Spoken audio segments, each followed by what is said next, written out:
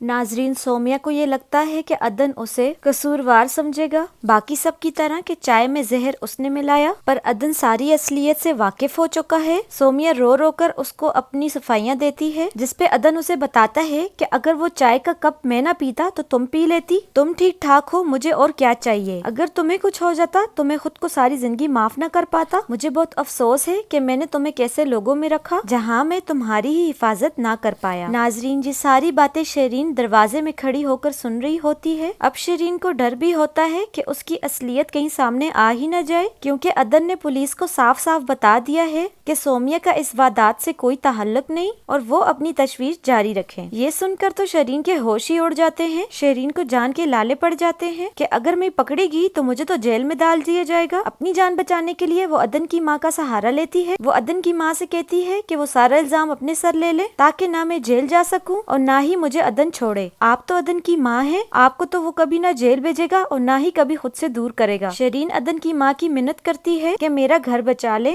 मैं ऐसी गलती दोबारा कभी नहीं करूंगी, बस मुझे ये आखिरी मौका दे दें। ये सब बातें शरीन जब करके निकलने लगती है तो आगे देखती है कि अदन खड़ा होता है। नाजरीन, अदन इन दोनों की सारी बातें सुन लेता है पर अनजान बनने की एक्टिंग करता है। शरीन भी पास से नजरें चुरा कर निकल जाती है, क्योंकि उसने जो हरकत की है अब वो अदन से आंख मिलाने के काबिल नहीं रही। कमरे में जाके वो खूब रोती है और खुद से कहती है कि मुझसे बहुत बड़ी गलती हो गई, पता नहीं अम्मी मेरी मदद करेंगी या नहीं। नाजरीन, दूसरी तरफ अदन की माँ अदन की तरफ आती है। जब अदन उनसे कहता है मैं इस घर में शरीन को अब एक सेकंड भी बर्दाश्त नहीं कर सकता, जिसपे अदन की माँ कहती है तुम्हें सच में लगता है कि यह हरकत शरीन ने की है। तो अदन पूछता है कि और ये हरकत कौन कर सकता है, जिसपे अदन की माँ जवाब देती है ये गलती मुझसे भी तो हो सकती है। नाजरीन, यहाँ अदन की माँ उनके ज़हन में ये डालने की कोशिश करती है कि ये हरकत शरीन ने नहीं बल्कि मैंने की है, पर अदन इस बात से वाकिफ है कि ये सारी हरकत शरीन की ही है। वो अपनी माँ से कहता है कि वो शरीन को डिफेंड करना बंद कर दे, या तो इस घर में शरीन रहेगी या फिर मैं। नाजरीन, अदन सोमिया को लेके घर छोड़ने की बात करता है। जब उसकी माँ उसको रोकने की कोशिश करती है और उसे कहती है कि ऐसे मत जाओ, मेरा घर तुम्हारे बगैर वीरान हो जाएगा, पर अदन सोमिया को लेके घर छोड़कर चला जाता है।